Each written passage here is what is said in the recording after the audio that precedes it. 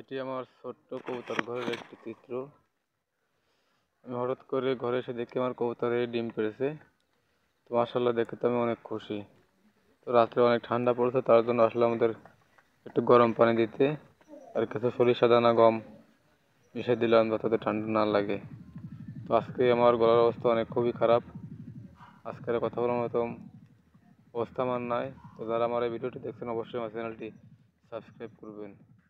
Thank you.